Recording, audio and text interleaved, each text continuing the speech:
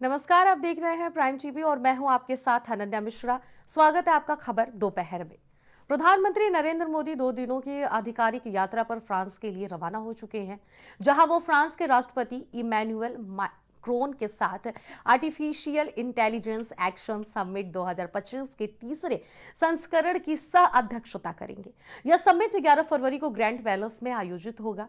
इससे पहले ऐसा ही समिट 2023 में ब्रिटेन में हुआ और 2024 के साउथ कोरिया में आयोजित हुआ था। आपको बता दें कि आज पीएम नरेंद्र मोदी के सम्मान में फ्रांस सरकार वीवीआईपी डिनर का भी आयोजन करेगी।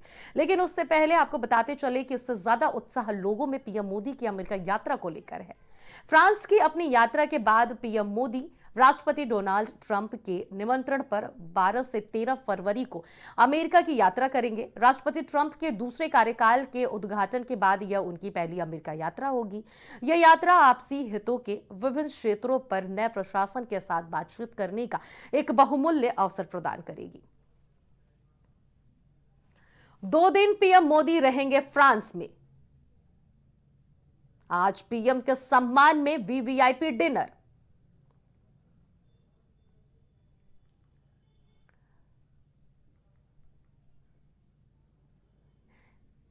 आने दो। यात्रा का समापन कैडारेच की एक महत्वपूर्ण यात्रा के साथ होगा।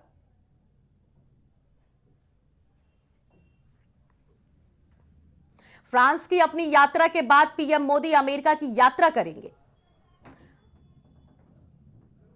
आज पीएम के सम्मान में वीवीआईपी डिनर का होगा आयोजन।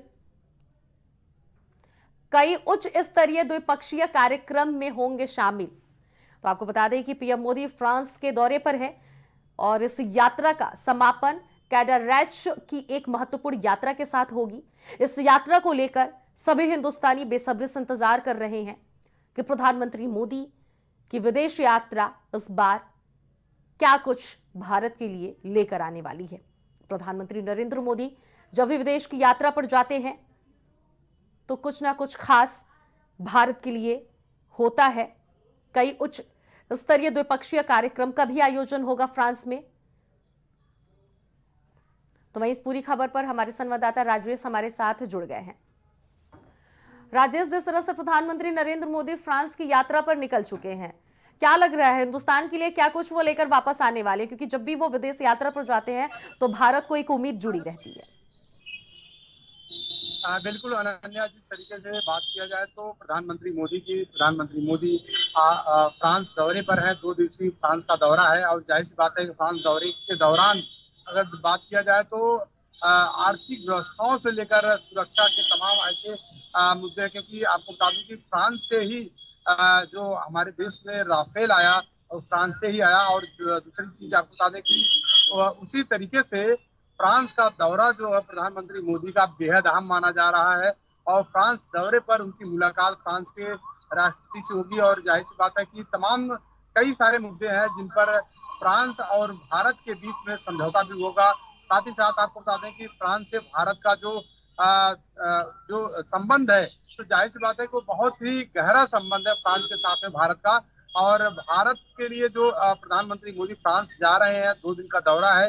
2 दिन के दौरे में वहां के राष्ट्रपति के साथ मुलाकात होगी। साथ ही साथ आपको बता दें कि वहां पर जो इंडिया के रहने वाले लोग हैं उनको भी प्रधानमंत्री मोदी संबोधित करेंगे। साथ ही साथ आपको बता दें कि रक्षा से लेकर और कई सारे ऐसे मुद्दे हैं जिन पर फ्रांस के साथ भारत की मुहर लग सकती है। अनन्या, बिल्कुल, और इसके बाद वो अमेरिका के दौरे पे भी निकलने वाले हैं। राजेश, जिस तरह से फ्रांस के बाद से वो अमेरिका भी जाएंगे, अमेरिका से क्या कुछ लग रहा है कि क्या उसके पीछे की वजह रही होगी? सबसे बड़ी बात तो अमेरिका जाने के पीछे की अभी जो उम्मीदें लगाई जा रही है वो ये है कि जो 104 प्रवासियों को भेजा गया है हिंदुस्तान, कहीं ना कहीं उस मुद्दे पर चर्चा जाहिर सी बात है कि जरूर प्रधानमंत्री नरेंद्र मोदी करेंगे। इस पर क्या अपडेट है आपके पास? क्या ऐसी कुछ खबरें आने वाली हैं?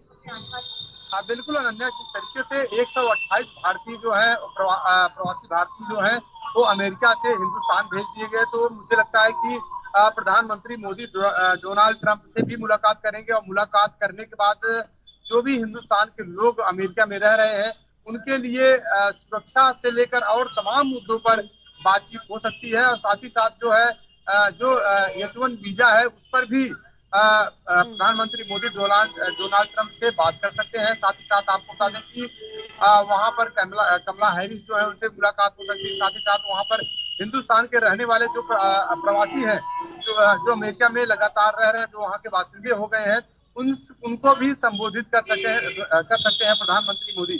जी ठीक है, अनन्या। बहुत बहुत शुक्रिया राजेश, आपने तमाम अपडेट हमसे साझा की।